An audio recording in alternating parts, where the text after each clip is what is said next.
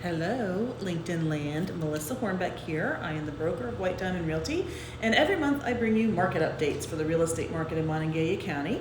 This month I am bringing you the statistics for October of 2021 versus October of 2020. I always do a year-over-year comparison by month. Last month I did by quarter as well, but we're not at the end of a quarter, so I'm only doing October today. I'll also go over a little bit what's happening in the market as we speak. So are you ready? Stay tuned. Here are the numbers.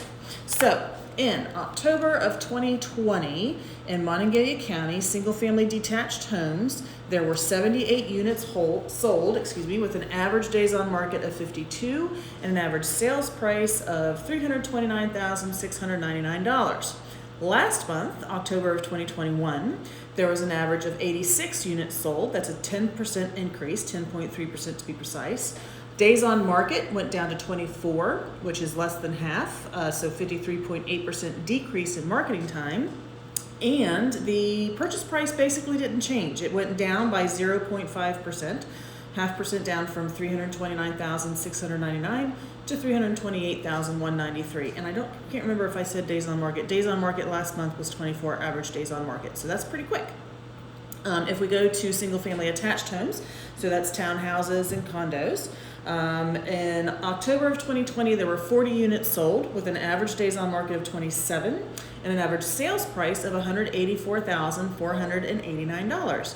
Last month, we had an interesting month. If you guys have been following these at all, up until a couple months ago, this area, the townhouses, has been just blowing out of the water of how fast they're selling, how many they're selling, etc. It's beginning to balance out a little bit.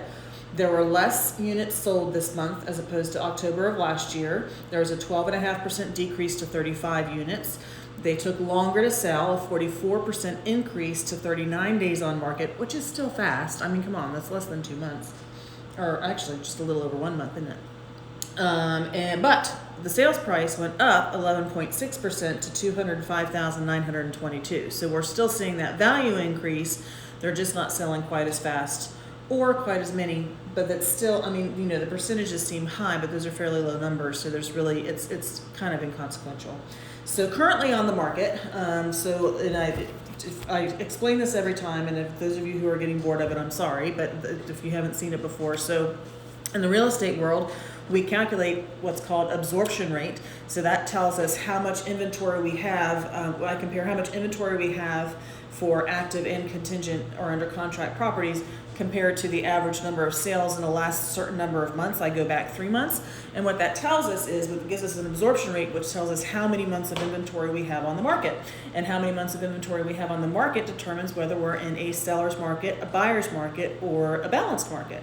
Normally, in the real world, in Monongalia County, we are very consistently a balanced market. So we very consistently have somewhere between 4.5, 5 months of inventory.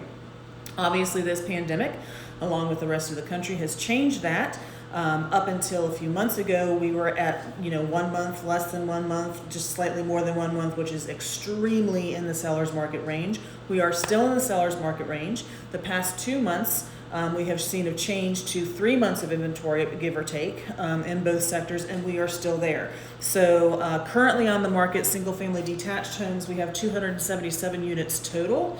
Of those, 145 are active on the market, still available, and 132 are under contract, so slightly more active than under contract. And we have a number of months on market of 3.14. In the attached category, we have a total of 104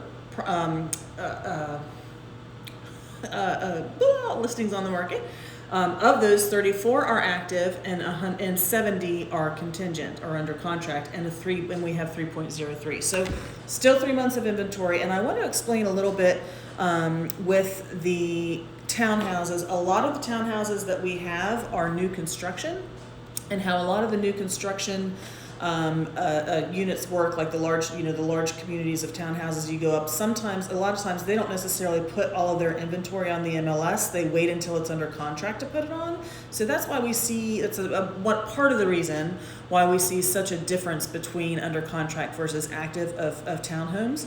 So these larger communities will put 1 or 2 on there if they're ready or proposed or whatever. But if somebody comes in and buys one from scratch, they won't necessarily buy one that's already listed on the MLS, so it goes from active to contingent. The builder will just put it on the MLS as contingent.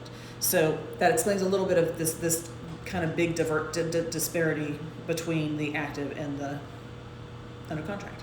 Okay? So that's October for this month. If you have any questions, please don't hesitate to reach out to the team of White Diamond. That's what we're here for. We are here to elevate your residential experience and bring you great information such as this. So share along if you have questions, if you want more specific information on your specific area or your neighborhood, or if you live in a different county, hit us up. I'll get it for you. All right? Y'all take care now. Bye-bye.